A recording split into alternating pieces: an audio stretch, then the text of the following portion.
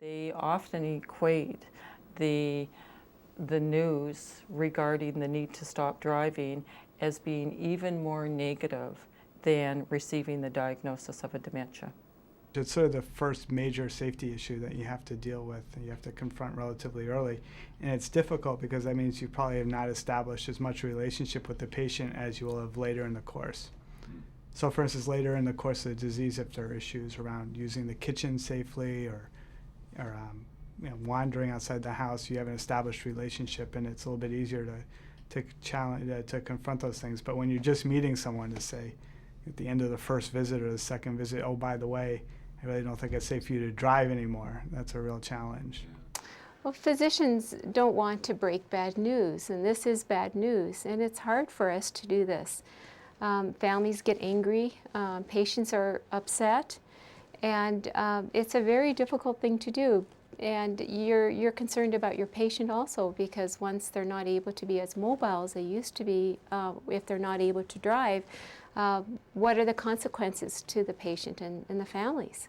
There's huge implications to lifestyle changes for families, and we're concerned about that. If it's at all possible, if a patient is being examined very early on in the course of symptoms, to bring up the issue of driving, because even though they may still be safe to drive at the time that you see them, there's definitely going to come a point at which they will no longer be safe to drive.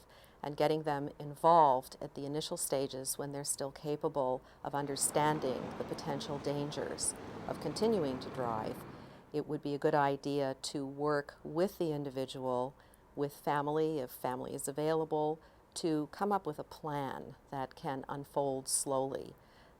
Driving is a major sign of autonomy in our country, and most people have a very understandably difficult time giving it up.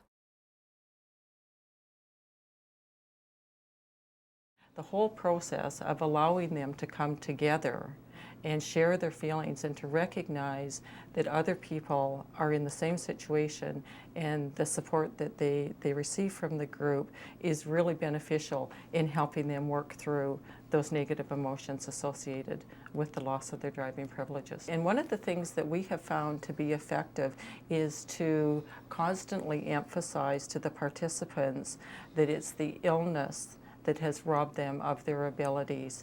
And often they will see the revocation of their driving privileges as being age-based. And we constantly reinforce that it's not age that has resulted or triggered the loss of driving privileges, but rather it's the illness, and the illness has affected their ability to drive.